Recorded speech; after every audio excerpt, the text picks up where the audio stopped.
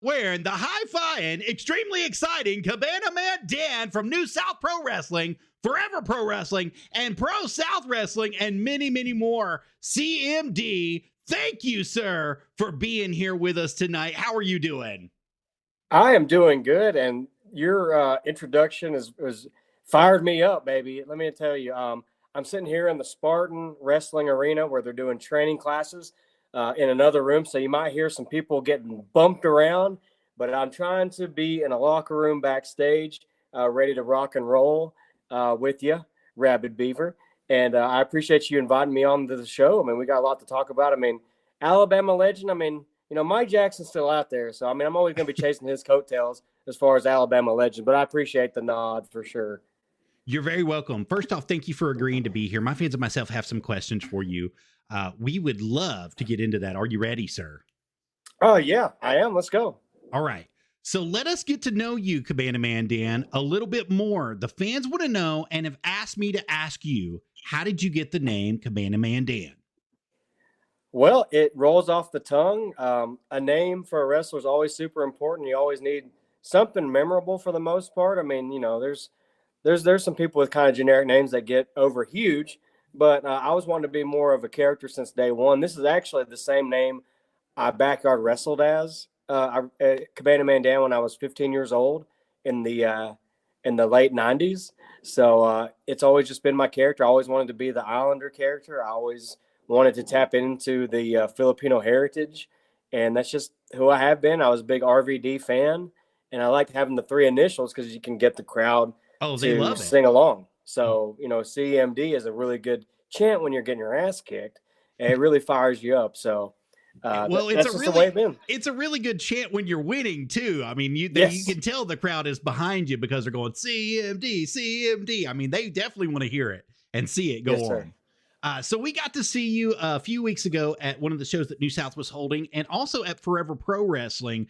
We are extremely excited to have you here. Can you tell us what it's like to be Cabana Man Dan? It's very busy right now. Wrestling since 2001 with a 6-year break in between. I've been back on the indies since 2016, and it wound up being busier this part of my career than I was the first 9 or 10 years, where I just pretty much just stayed in Alabama and Georgia. But, it's just really busy. I try to stay focused primarily on New South right now. That's my home promotion. I'm really in the trenches with these people behind the scenes and in front of the crowds. It's just where a lot of my time is prioritized, helping them get as many butts in the seats and making towns and doing deals and all that kind of good stuff. And I'm with Forever Pro. I don't wrestle a whole lot of places, but that's somewhere I try to make it because I've known Kevin Ryan for a long time, and he's always been a good dude to me and vice versa. So I've got a lot of time for Kevin, and when he asked me to be part of his show, it's hard to resist. And I like to not just be at one place, but at least I got somewhere else where I can kind of do my own thing and just go to the show as a wrestler only, and I can just wear my wrestling hat, wrestle a dude, and go home. And it makes it so much easier when you're able to do that instead of having to focus on all the back scene stuff, all the drama, things that happen in the wrestling business that we all know of, but nobody really wants to talk about. And Cabana Man Dan, whenever you broke into the business, it must have been hard for you. Who trained you? What was the journey, and how's it look like today? Oh man, kids today have it made in the shade. You have schools you can go to. There's social media. You can do your own video and photo editing on your phone. You can put yourself out there in a snap. Let me tell you about 2001. So I was 16 years old, and I went to a movie gallery video rental store, and I was looking at wrestling tapes, and the person working there said, "Hey, you like wrestling? There's a show in Center, Alabama that they said they have a training school." So I go up there, which wasn't really a training school. It was in the back of an antique store for Wrestling Christian Fellowship. The promoter was Chief Little Lynn, which is if you're a longtime Georgia person, you might have heard that name back in the day. That's, who trained me initially in the back of the antique store where they had matches on Saturday nights. It was like an indoor yard sale type thing. And I got my start there.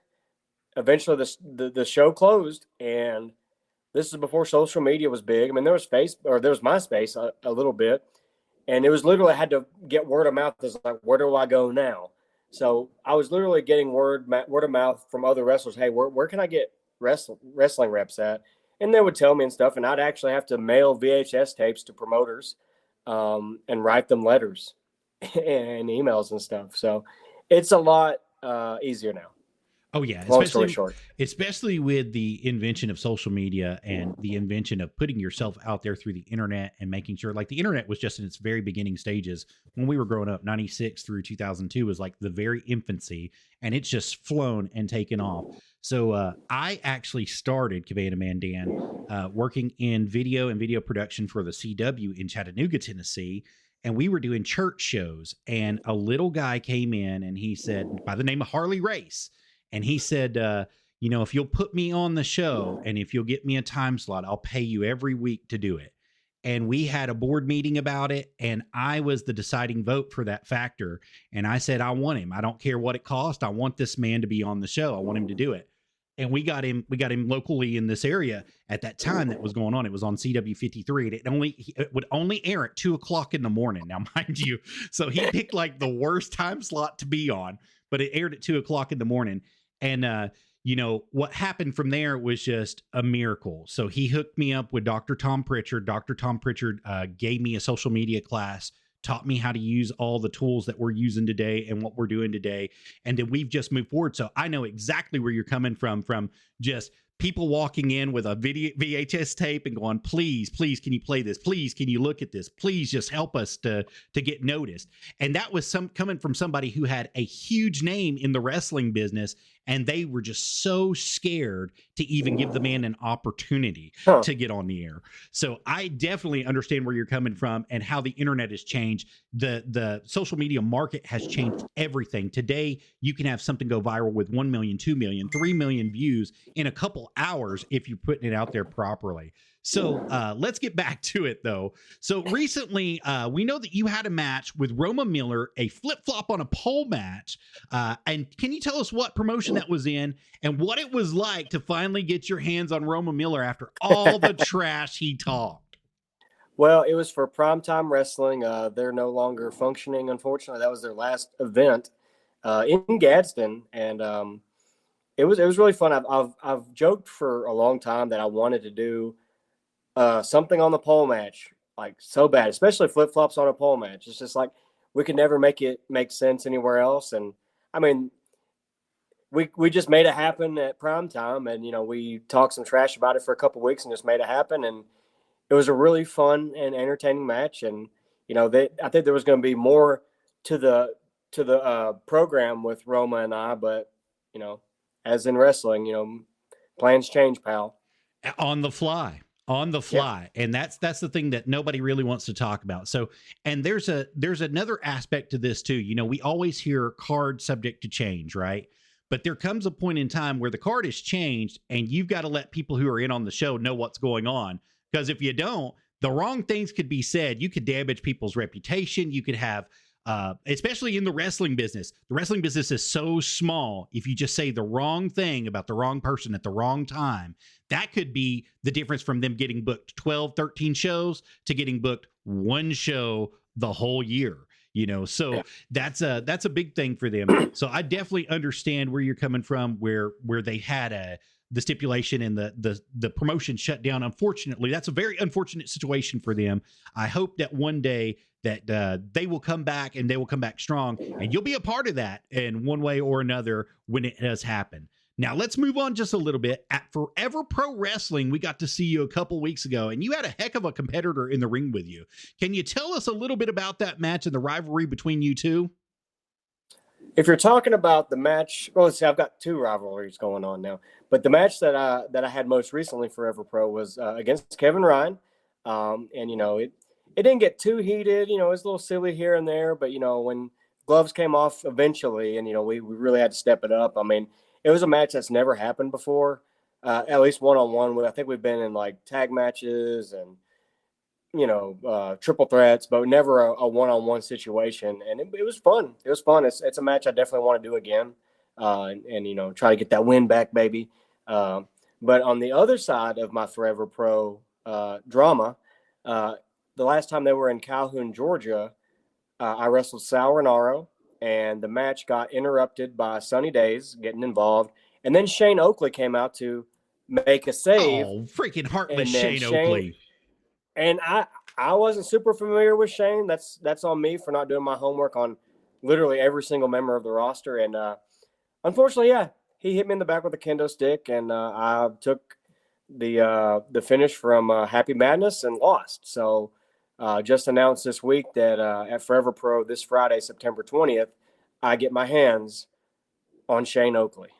Friday, September 20th, you're going to get your hands on Shane Oakley. Do you have anything you would like to say to Shane Oakley right here live, sir? You messed up, son. That's it. That's great. Miss Cassara Hughes has come into the chat box on Facebook, and she says, does your toes ever get stepped on when you're in the ring shoeless? Don't get me wrong, you're pretty fast on your feet. My toes get stepped on more behind the scenes, metaphorically. No, I really don't. Like maybe like in a battle royal, they'll get stepped on. Haven't broken any toes. I have sprained an ankle once, and I have lost a toenail. So, yeah, after 20 years, that's pretty good run. You've had a pretty good run with that. Not to change the subject, but one of my friends has asked me to ask you if you're down with Evil and Rolando Perez, or do you think Evil sucks? I don't even know why somebody would waste their energy typing on a keypad or a cell phone screen to even think I would care at all about Evil. They can not let the door hit them on the way out. I've got a long history with one member in particular, and that's Rolando Perez. We're just like arch nemesis. No matter where we go, there's always a little bit of heat there. As there should be, I do believe, Cabana Man Dan. I believe that Rolando Perez has definitely forged his way in the business, and he's got something to prove. But I believe you have something more to prove than Rolando has. And I think that's where it's coming from. A long, long time ago, when Rolando was first breaking into the business and trying to get his foot in the door at New South, he got his foot in the door all right as the fake Cabana Man Dan. Now, this is before IWTV was in existence. This is like lost footage almost now, but for a while he was promoting himself as the real Cabana Man Dan, and he even beat me for a time to win the character and the name, the likeness, the moveset, and the flip-flop chops.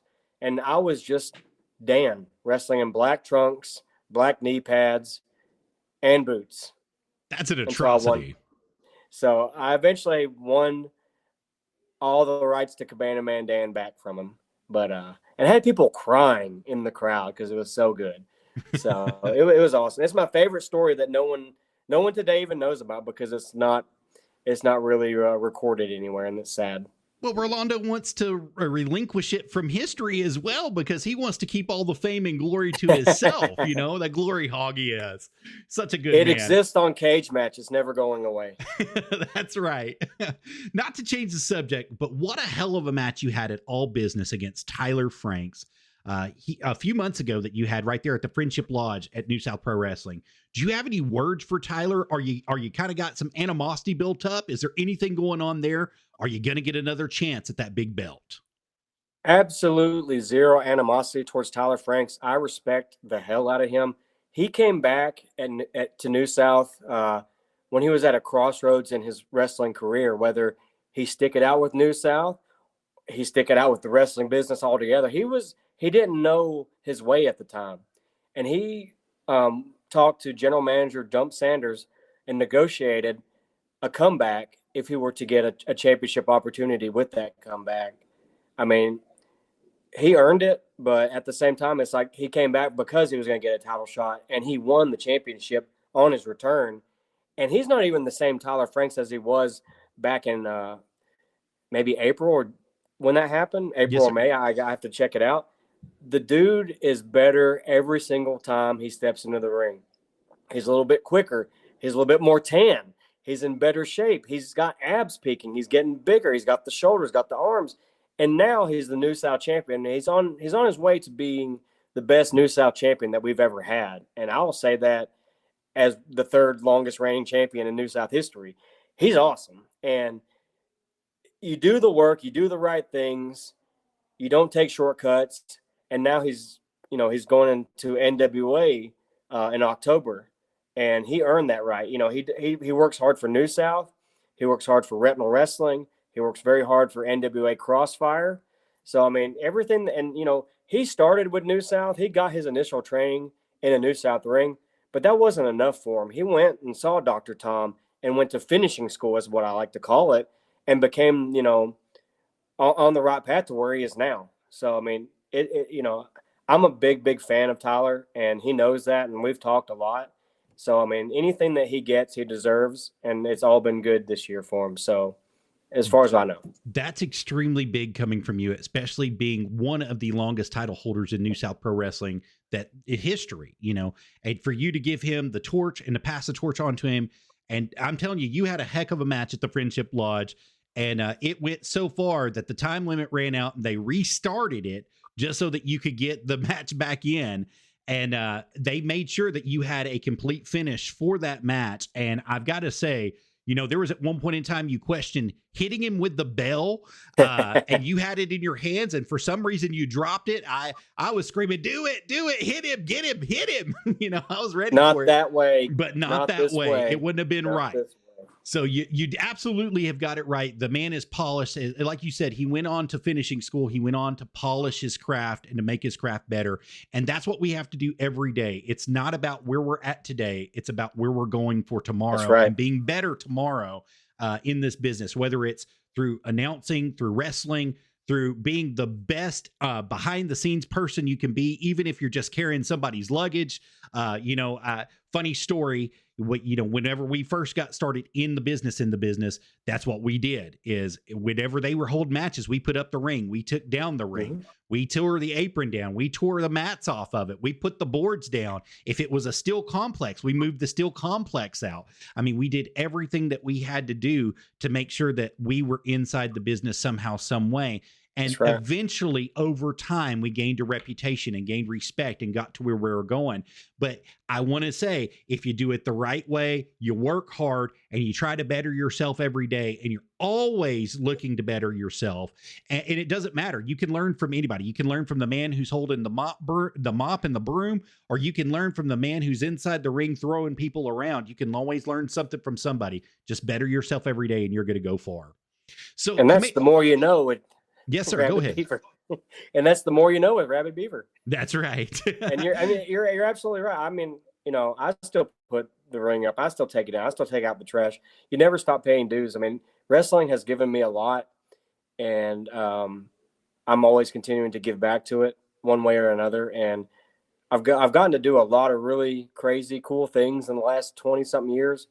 But I'm almost convinced that the things that I do that are the greatest in my career are yet to come. And it probably is behind the scenes in the actual business of wrestling, honestly. And that's not even just like trying to make a match card or anything like that. Now, I can help with that, but I'm more focused on how can we make the most money, because this is a business, and how can we do it the right way by out promoting, outworking, and getting an interest where people know they're going to vote with their wallets and they're going to come to a New South show. That is my job right now. And you know what? You do a heck of a job for everybody that's out there. I mean, a couple months ago, you guys were promoting for Princeton. You guys were in Princeton at the high school, and you guys were out there just doing everything. I got to see every time that you posted, every time you put something up for New South. You and Dump Sanders is a phenomenal promoter. I have to say that first and foremost. There's lots of people who talk about sharing things and getting flyers out and sending people tickets and doing different things. The man does it. There's a difference in doing it and talking about it. And he's just not a talker. He's a doer. And you guys just promoted everything that you've done for the past, but even the 1 year or I believe it was the 9-year anniversary that you just had. Is that correct? 9 years that you just had. The promotions that came out for that, it was like every other day he was sending me. He's like, "Don't forget, please put it out there. Please help me." And that makes a big difference whenever you're talking about it. You're getting your product out there. You're being seen. You're having other people talk about your product, and you're making it work. That's a huge thing. You guys do an excellent job on that. The sky is the limit for New South Pro Wrestling right now, as long as you stay the course and you keep doing what you're doing. I'll tell you that first and foremost, especially from the sellouts that you're having in the high schools. My God, Cabana Man Dan, talk about it. I mean, you guys sold out over 650 people at the anniversary show. The following week, you sold out. And then 2 weeks down the road, you sold out again in the Friendship Lodge. You guys have just been selling out everything that you're going to and every place you're going to. And you may have had some hiccups along the way. You might have had some people try to stifle that fire, but you guys are burning strong.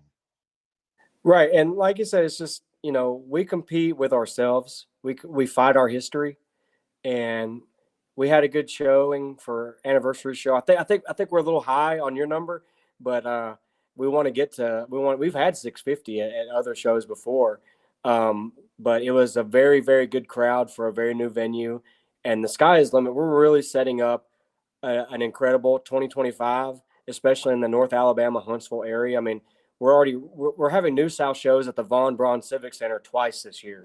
Yeah, or actually. By the end of the year, this will be our third show at the Von Braun Civic Center. And, WWE runs there, AEW runs there, GCW runs there. I mean, we're in the same building as superstars. Yes, sir. So we're doing the right things, Well, you're putting in all the right work. And speaking of putting in all the right work, I know there's a man that you've been in the ring with before, but I have to ask, would you like to challenge one or be in the ring with one, Mike Quackenboss? Well, me and Mike go way back. We've wrestled before when I was new to the business, probably in like 2005. Quackenbush literally tied me in knots. But I also got to meet him that day and get my foot in the door, because without him, I would have not. If he didn't wrestle Amazing Red for me live when I went to New Jersey, that was a match that made me want to be a wrestler, or transition from fan to actually get in the ring. And then my goal was to make it to Chikara. I was in Young Lions Cup 5, and their last season, I was added to their roster and was starting to go up there more and more. And there was opportunities there with the Wrestle Factory as a part-time coach. Things happen, plans change, pal.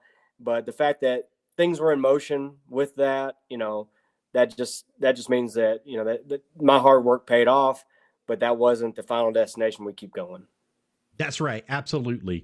So with that being said, would you step in the ring with him one more time if the opportunity persisted? It is possible. I mean, we have tagged before.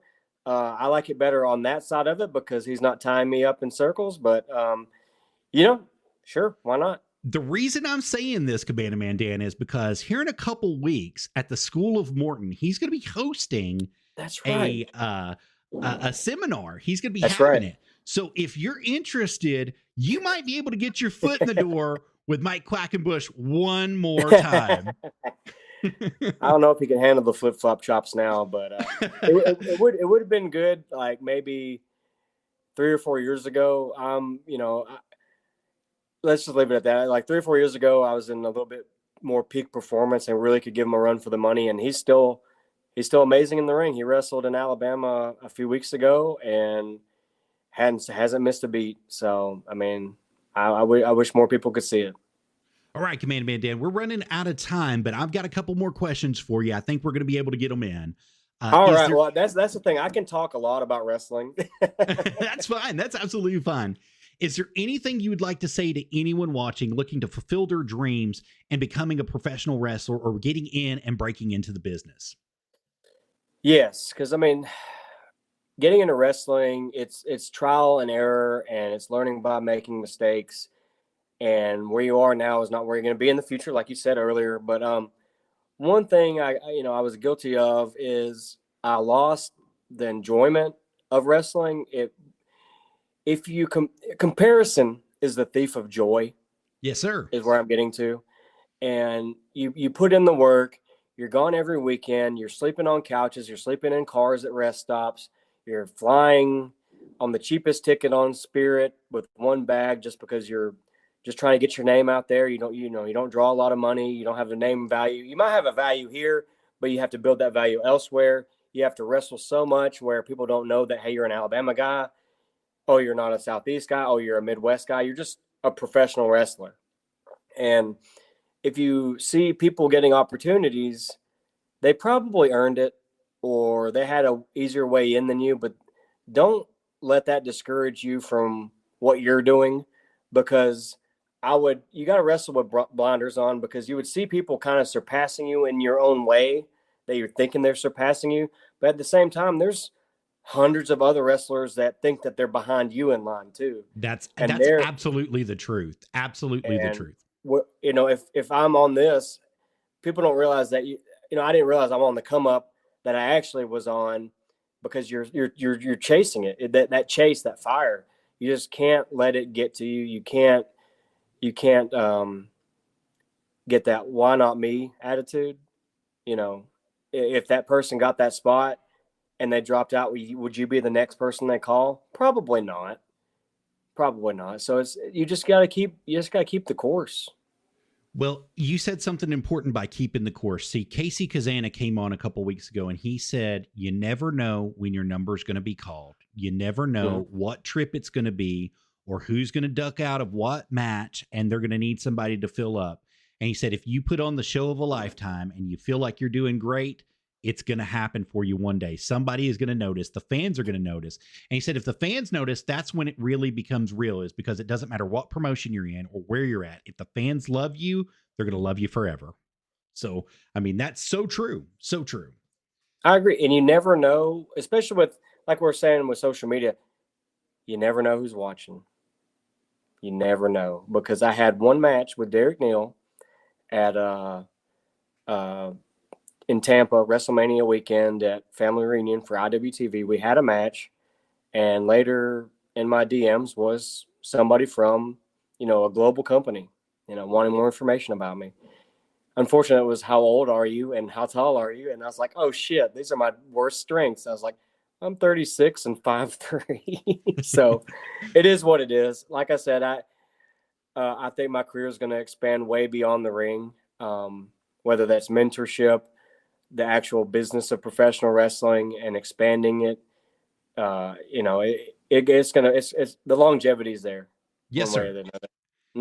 Absolutely, sir. I would absolutely agree with you. I think that the sky is going to be the limit for you in the wrestling business, and you're going to be able to help and mentor those that want it. I got to meet Dusty Rhodes before he died, and the thrill of his life was helping younger people. Even if they thought he was past his prime or he didn't know anything, he would just wait for somebody to ask him something, and he would light up like a Christmas tree when they did.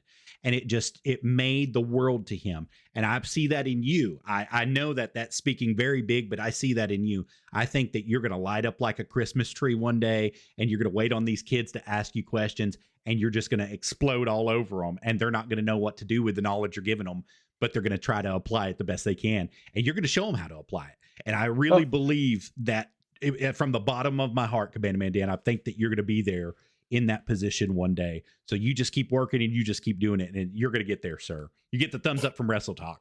Appreciate it. You're welcome. That's why I like being early on the cards, because I will be done early and I just sit. I don't watch in the screen. I don't look through the curtain. I sit down with the people in the crowd and I watch the show. It makes a difference when you do. I want that experience. Like I'm part of the fans now when I sit down. And I want to take in. I like taking in wrestling. I don't like to stand in the corner. I like to sit in a chair as a fan and watch the rest of the show and try not to bother anybody. Well, they say if you make work, it's always going to be work. But if you make work fun and you make sure you're having fun at work, it's always going to be fun to you. And that's why we got into this, is because we wanted wrestling to be fun again. We wanted to be able to travel and have fun and record. Even though it's work, it's not really work, because it's fun for us to be out there with you guys and haggling and recording and having fun. Well, Cabana Man Dan, we're almost completely out of time, but I have to ask you before we let you go. Where are your next bookings at? And is this going to be one of those places that you're going to be at? I think I see you right there.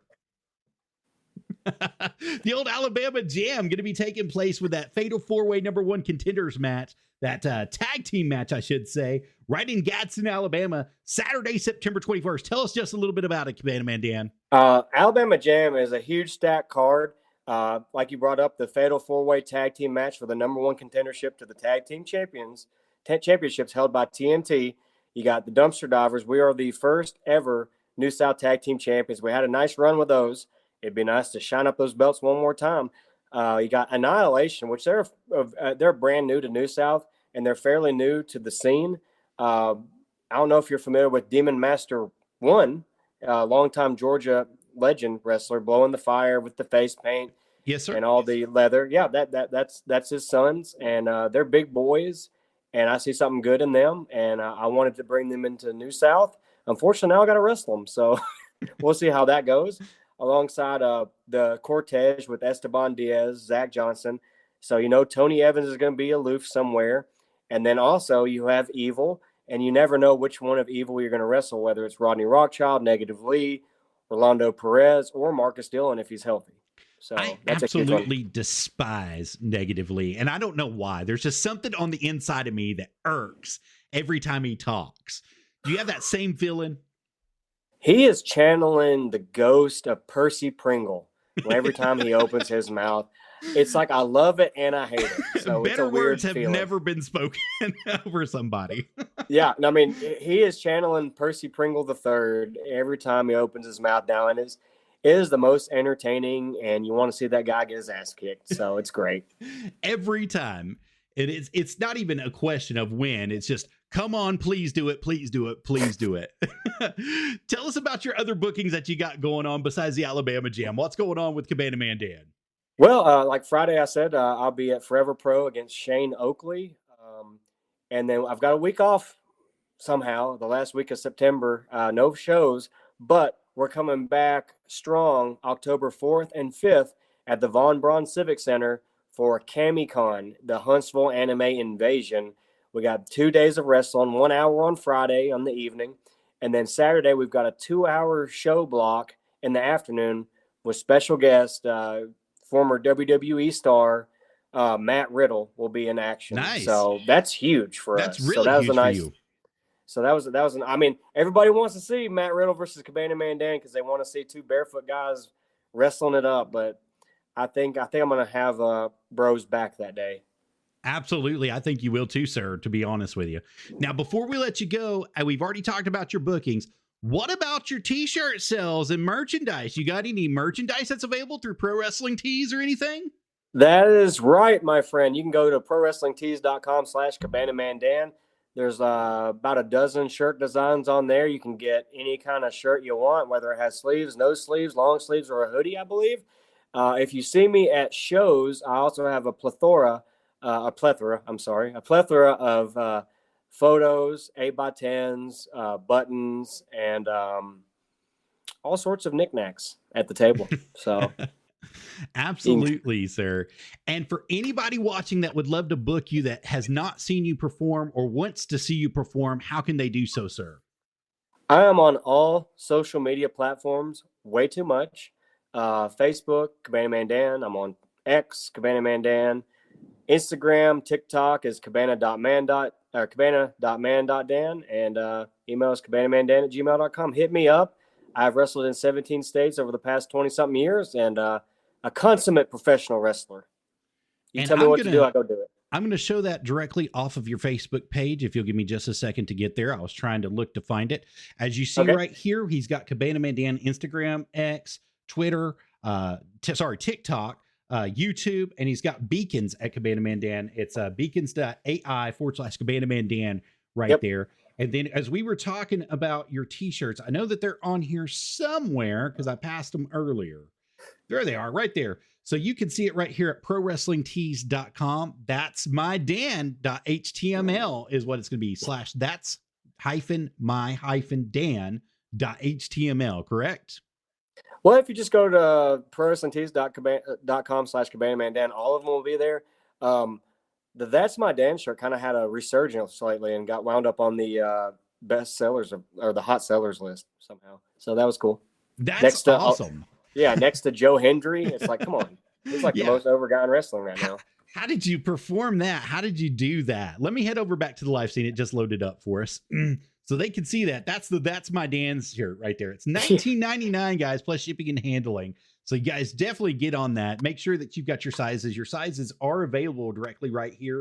It goes all the way to a 5X. So he's got you covered no matter what you want. Now, there is some extra charges on the ones that are a little bit above. They start at $350 and go all the way to $475 plus shipping and handling, just so you know. But he's got you covered on all your needs for merchandise and That's more. Right. So Cabana Man Dan, thank you so much, sir, for being here. I have to tell you, it's been a pleasure to have you. I'd love to have you back sometime.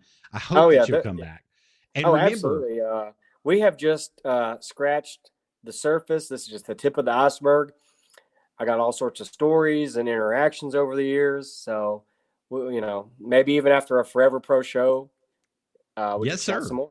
Absolutely. It'd be my pleasure to do that with you, sir. If you guys don't remember anything, remember to go out and check out Cabana Man Dan. He is super exciting to see. If you don't believe me, just check out my reels on Facebook at Joseph D. Hughes and also my Rice reels at Casera Hughes. You can check them out there, or also on his Instagram, his TikTok, and everywhere that Cabana Man Dan is. You definitely want to check it out. New South Pro Wrestling, all the video footage that's out there. I believe that you had a TV taping here recently. Who was it with?